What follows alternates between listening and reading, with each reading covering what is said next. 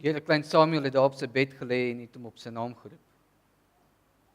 Hy het eers nie besef dis U wat met hom praat nie, maar dan die derde keer was aan hom gesê om te sê, spreek Here, want die diensknegt luister.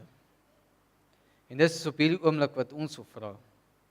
Spreek Here, roep ons op ons naam, want ons luister.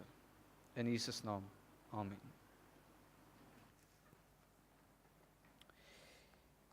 Ek het stories gehoor van my pa wat baie fiks was.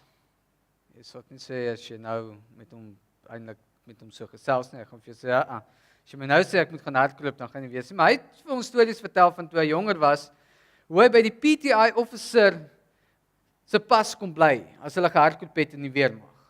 So fiks was hy gewees. My probleem is net, ek het dit nooit gesien nie.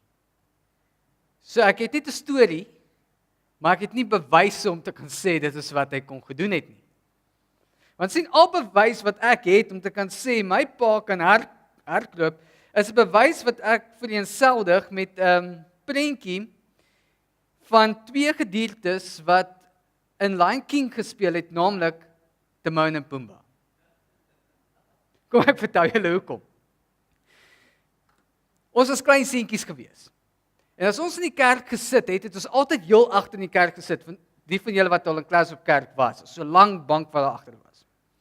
Nou sit ons daar en ons is baie mooi die Lewiete voorgelees. Jy mag nie 'n geluid maak nie. Jy kan dalk net bietjie weg beweeg hierdie kant toe of bietjie daai kant toe, maar as jy dit waag sonder toestemming om oor te stap na die ander bank toe, dan was die Lewiete gelees. Nee, okay, reg, ons het baie goed geweet. Ja, daai Lewiete. En die eerste keer wat dit gebeur het, nou moet ek my boetie gebruik. Ek sal myself gebruik nie. Maar die eerste keer wat ek kan onthou wat gebeur het, is my boetie wat besluit het, hy gaan nou net mooi die grootste sien gooi wat jy kan kry. Want pa tel vir hom op en vat hom by die deur uit, nou so uit die deur uit te skry. Help, hy gaan my vermoor! Okay. Nou kan pa ons nie meer uitvat badkamer toe nie, want boetie het ons nou presies gesê wat in die badkamer gebeur. En die een Saterdagoggend gebeur het nou weer. Ons sit weer in die kerk, luister mooi na die preek, en ek weet nie wat my boetie doen nie, maar hy besluit die dag, hy doen net mooi dit wat almal gaan irriteer. Maar tot sy geluk of sy ongeluk, gebeur daar niks by die kerk nie. Doodse stilte. Nou ons het nou al geleer dat wanneer so iets gebeur, dan klim jy in die kar in en omrede jy 6 km uitry terug plaas toe, dan maak jy asof jy slaap. Want pa gaan mos nie weet as jy slaap of nie. Maar teen sy ongeluk kry dit nie reg om in die kar te slaap nie. So ons stop by die huis en hy maak seker hy sit by die deur, maar hy deur vlieg oop toe hy BMW stop, maar hy hardloop en my pa's agter hom aan. Nou ja, dis die beeld wat ek het van 'n pa wat hardloop. Ek het die beeld van 'n pa wat hardloop agter sy stout seun aan wat nie wou luister in die kerk nie. Maar dis nie waaroor ek wil praat nie. Ek wil praat van 'n pa wat gehardloop het om sy stout seun te ontmoet waar hy was. Nou hoe verduidelik ek hierdie vaderfiguur wat hardloop? Hoe verduidelik ek 'n vaderfiguur wie se naam God is, wat hardloop? Filippus het dieselfde vraag gevra. Johannes 14 vers 8 en 9, Filippus sê vir hom, Here, toon ons die Vader, en dit is vir ons genoeg. Jesus sê vir hom, ek is so lank al by julle, en het julle my nie geken nie, Filippus? Hy wat my gesien het die Vader gesien. En hoe sê jy, toon vir ons die Vader? Alles goed en wel vir daai tyd. Hulle het Jesus gehad. Maar hier's vandag se probleem, ek het nie Jesus fisies voor my om te kan sien wie die Vader is nie. So hoe weet ek wie die Vader is? Want ongelukkig in vandag se lewe is die beeld van 'n liefdevolle Vader eintlik afgebreek in ons samelewing waarin ons lewe. Huwelike breek op. Nou moet die kind gewoond raak aan pa nommer 1 en pa nommer 2. En pa nommer 1 is baie mooi, maar pa nommer 2 is glad nie so baie lekker om by te bly nie. So wie gaan die kind kies? Sien die probleem? Dis maar net een van die gevalle wat genoem kan word. Kan genoem word in huise waar paas nie meer eintlik die liefde uitbeeld wat uitgebeeld moet word nie, maar eintlik daarop neer is om die kind af te breek. En nou vra ons, toon my 'n beeld van die Vader. En ons kan nie. Want ons besef nie wat eintlik plaasvind in ons samelewing en hoe ons die beeld afbreek nie. So hoe verstaan ons dan nou hierdie Vaderfiguur van wie Jesus gepraat het? En ek wil gaan na Lukas hoofstuk 15 toe. En ons almal ken Lukas 15 van die verlore seun wat weggehardloop het, maar ek wil nie kyk na die verlore seun nie, want die verlore seun is nie die onderwerp nie. Die onderwerp waarna ek wil kyk is die Vader. Hoe die Vader opgetree in hierdie situasie? Wat was sy reaksie teenoor alles wat gebeur het? So ek gaan vir julle deel hoe ek die Vader se karakter verstaan het. Ons lees in Lukas 15 vers 11 en hy het ook gesê 'n man het 2 seuns gehad. En dit is my baie verbaasend dat elke keer wanneer Jesus met 'n pa en 2 seuns gepraat het, altyd gaan oor keuses wat gemaak word. Hy gebruik byvoorbeeld die een toe hy gesê het 'n man het 2 seuns gehad en hy het 'n wingerd. En hy het vir die een seun gesê, die jongste een, gaan werk in die wingerd en vir die oudste een ook gesê, die jongste het gesê maar ek wil nie gaan nie. En hy het tog gegaan. Die oudste een het weer gesê ek sal gaan, maar hy het nie gegaan nie. Maar hier gebruik Jesus 'n ander voorbeeld van 'n vader en 2 seuns. Vers 12 van Lukas 15. En die jongste van hulle het vir sy vader gesê, Vader, gee my die deel van my eiendom wat my toekom, en hy het die goed tussen hulle verdeel. John MacArthur skryf in sy kommentaar, dat wat die jongste seun eintlik hier gedoen het, is hy het eintlik vir sy pa gesê, ek wens jy was dood. Hoeso? Want sien, al wie jy die erfdeel kon kry, is as iemand dood gegaan het. Vandag werk dit ook nog net so. Jy kan nie erfdeel eintlik kry voordat die persoon nie dood is nie. So hier kom die seun en hy sê, ek wens eintlik jy's dood, so ek soek dit wat my toekom. So as hy wil sê, ek wil niks met jou te doen hê nie. Hierdie vader het ingegee vir die wens wat sy seun gegee het. Wie is die oudste van kinders hier vandag? Wie is die jongste? Die jongste kom altyd weg met moord, nee. Oudste se koppe gaan knik. Ek dink is obvious, die jongste een het weggekom met moord, nie die oudste een nie. Dit is 'n grappie.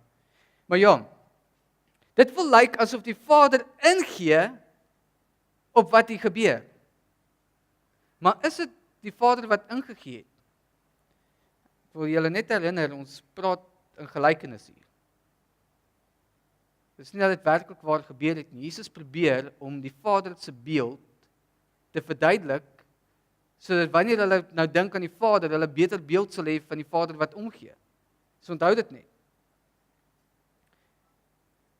So, die erfdeel. Ek wil net 'n bietjie daarop stil staan. Hierdie Vader lewe nog, en hy gee 'n erfdeel aan sy jongste seun. Nou volgens wat ek opgelees het die jongste seun slegs 1/3 gekry van wat die vader besit het. Die res het na die oudste seun toe gegaan. Of as daar meer as 2 seuns was die 1/3 opgedeel tussen die ander seuns en die oudste seun het dan die grootste erfporsie gevat. So hierdie jongste seun kry net 1/3 van dit wat sy pa besit en dit vat hy vir homself. Ek wonder as ons ook nie dalk 'n erfporsie al begin ontvang het nie. 'n Erfporsie wat in ons gegee is terwyl God lewe. Hy sal vir altyd lewe, moenie 'n fout maak daarin nie. Maar nou terwyl hy nog wag dat ons daar by hom moet kom, het ons al reeds 'n erfporsie ontvang, maar gaan nou net daarby kom. Onthou dit net. Want hy is 'n liefdevolle Vader. En hy gee nie altyd net in nie.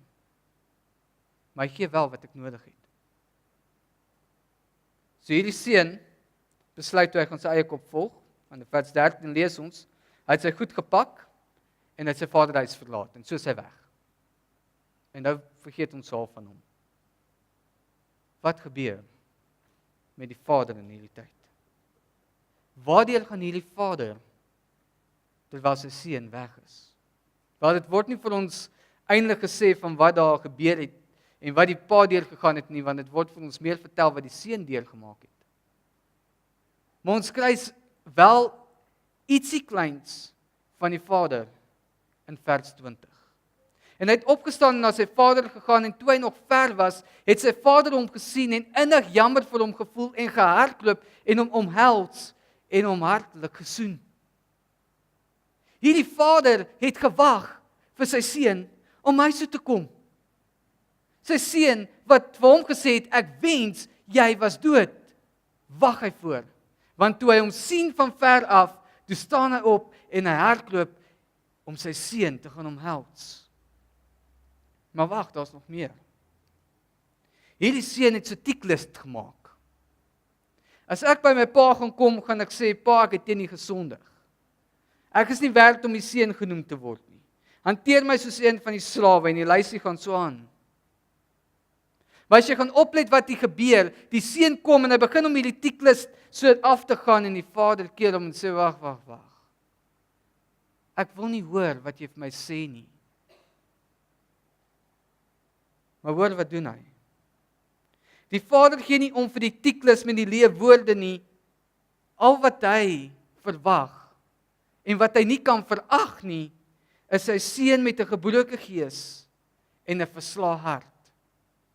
Want die seun kom daar en hy besef hy het 'n fout gemaak. En die vader sê die volgende. Hy sê vir sy diensknegte, bring die beste kleed en trek hom dit aan. Gee hom 'n ring vir sy hand en skoene vir sy voete. En bring die vetgemaakte kalf en laat ons dit slag en laat ons eet en vrolik wees. Want hierdie seun van my was dood en het weer lewendig geword en hy was verlore en is gevind. En hulle het begin vrolik word. Grootse partytjie wat daai plaas seker nog gesien het, want die seun is terug. Maar weet wat's mooi? Die vader kom nie net en sê hy's terug nie. Die vader gee vir hom weer 'n kleed en hy gee weer vir hom 'n ring. Wat hy basies sê is, jy het jouself gaan verkoop aan die wêreld, maar ek ervaar jou nog steeds as 'n koningskind. Ek gee jou nog steeds die ring wat bewys jy is deel van my familie. Ek gee vir jou 'n kleed, hoekom? Want ek wil nie hê my diensknegte moet sien wat jy deurgemaak het nie. Sê vir my, dit is nie 'n vader wat liefdevol is nie. Maar dan nog meer.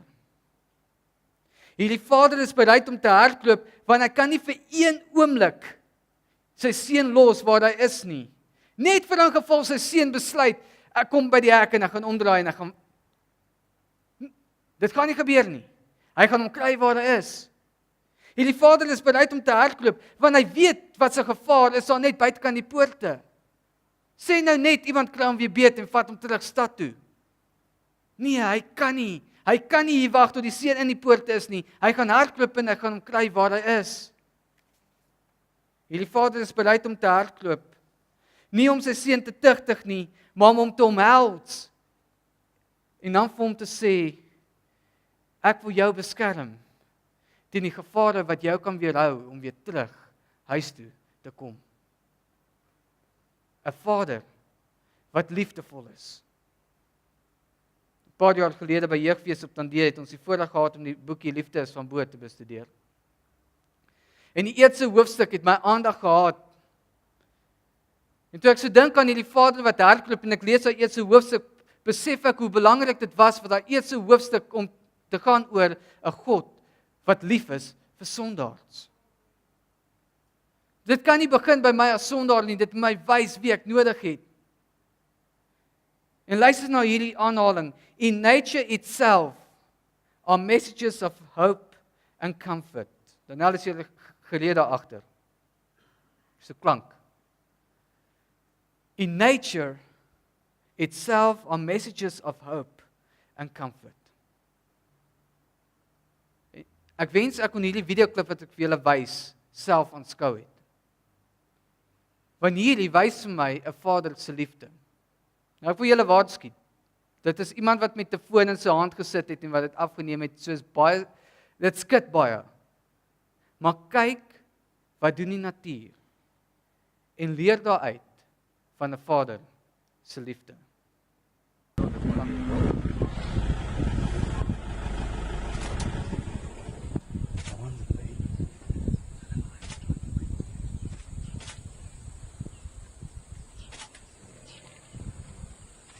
Go line.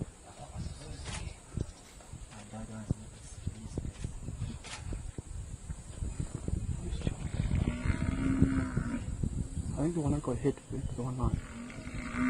It's not going to do it on its own. It's waiting for some reinforcements. Oh, here come some help. Check here, come the cavalry. This is amazing, man. They're coming to help our boys. Get over there, okay? Here's the big boy a bit.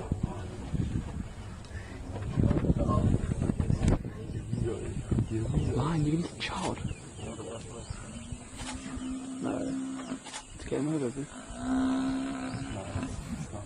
No, it's game over.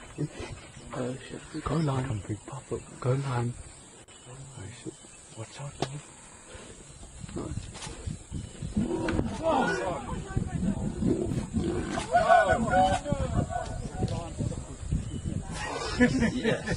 Zie je nog camera? Check die maar, check die maar. Kom weer, zoveel weg, ja? No, that's on them. No. Wat 'n liefde. Het die bul nie vir 'n klein kalfie gehad nie. Soveel liefde dat hy sy horing so insteek en sê, raak weer aan hom. Raak weer, ek sal vir jou wys. En laat dink my, wie is die leeu in die Bybel? Behalwe nou dat ons praat oor die leeu van Juda. Satan loop rond soos 'n blinde leeu. En hy soek wie hy kan verslind. Ja, asof die buffel sê, ek is God, kyk wat kan ek doen. Raak aan hom. Raak aan hom. Ek gaan vir jou gooi. Dis God. 'n God wat liefdevol is. Hoekom hardloop die Vader? Luister, ek gaan verder aan in die boekie Skrif na Christus en ek lees in Engels want ons het gisterand agtergekom Afrikaans is nie so lekker nie, nê. God has bound our hearts to him by innumerable tokens in heaven and in earth. Through the things of nature and the deepest and tenderest earthly ties that human hearts can know, he has sought to reveal himself to us. Yet these but imperfectly represent his love. Though all these evidences have been given, the enemy of good blinded the minds of men so that they looked upon God with fear and they thought of him as severe and unforgiving. Satan led man to conceive of God as a being whose chief attribute is stern justice, one who is a severe judge, a harsh, exacting creditor. He pictured the Creator as a being who is watching with jealous eye to discern the errors and mistakes of men, that he may visit judgment upon them. It was to remove this dark shadow by revealing to the world the infinite love of God, that Jesus came to live among men. Net 'n verkeerde beeld wat hulle gehad het van wie die Vader is. Daarom kom die Seun na hierdie wêreld toe.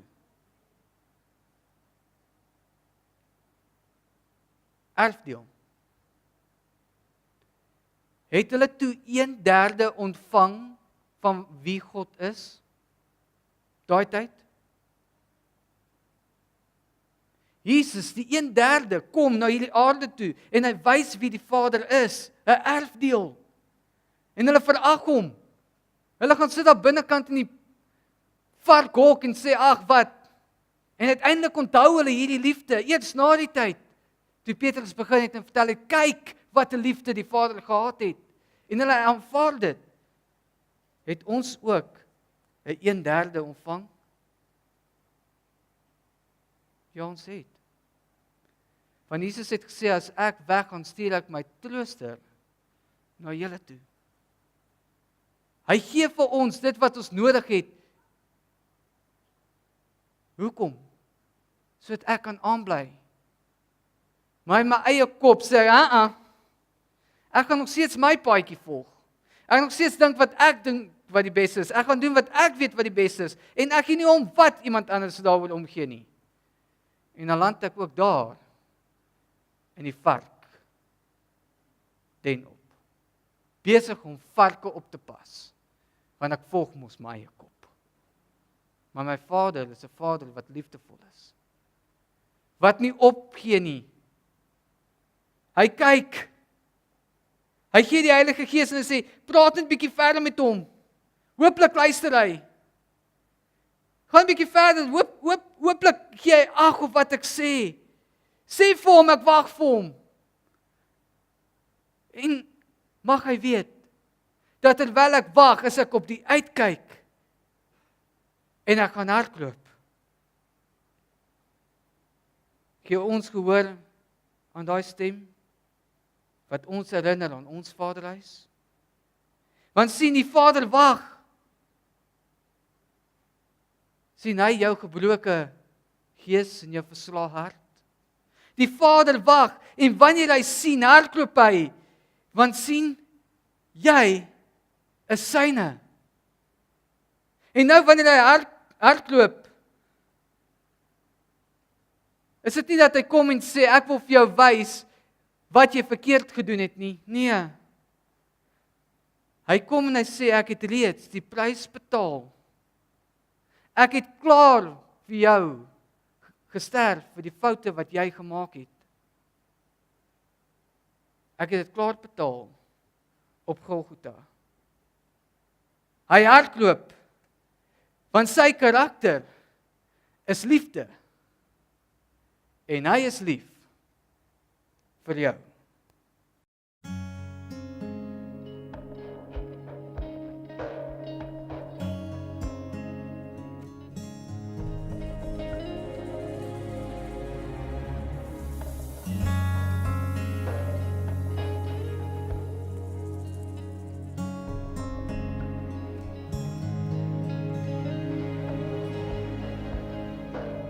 Almighty God, the great I am, immovable rock, omnipotent, powerful, awesome Lord, victorious warrior, commanding King of Kings, mighty conqueror, and the only time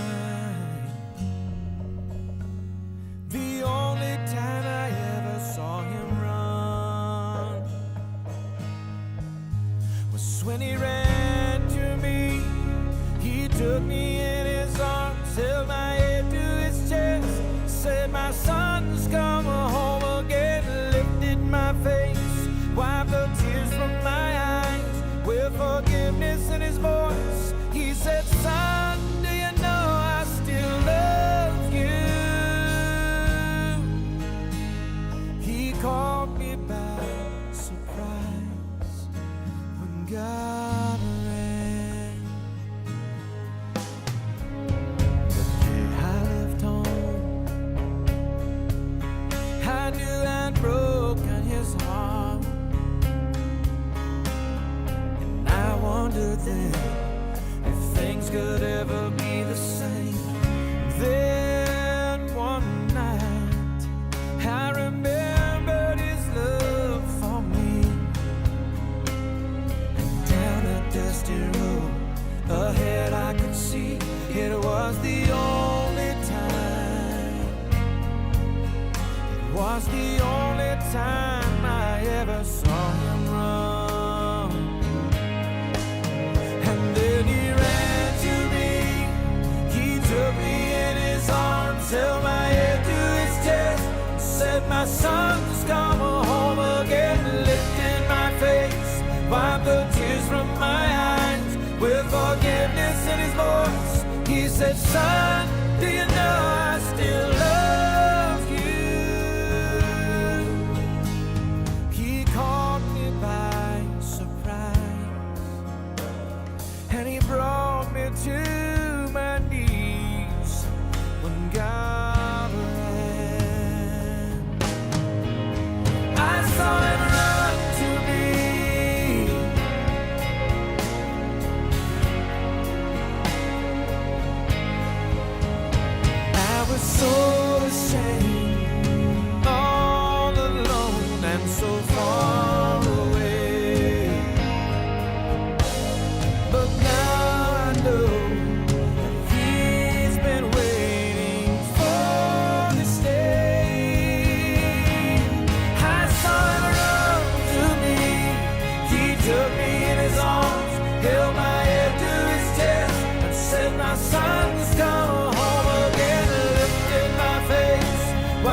tears from my eyes.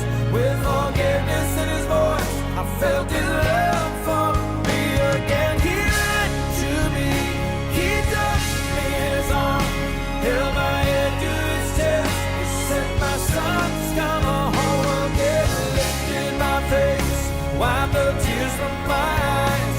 With forgiveness in his voice, he said, son. He called me son. He said, son, do you know I still love you? He ran to me when we got away. I saw him run to me, and I ran to him when we got away. When God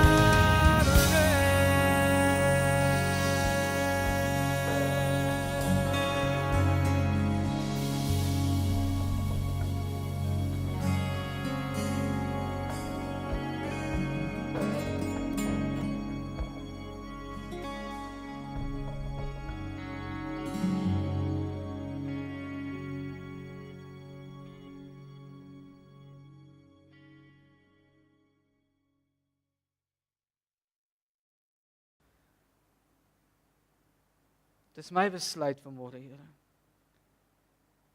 En ek hoop is elkeen se besluit wat hier is vanmôre om te sê ek kom terug na my Vaderhuis.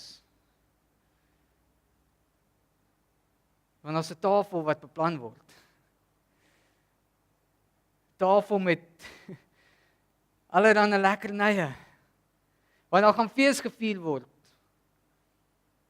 Wanneer al u kinders veilig in u tuiste is.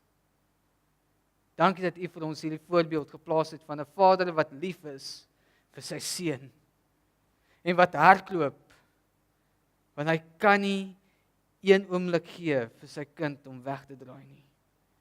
Mag ons ook net oop arms kom en aanvaar en dan gee dat u ons verander.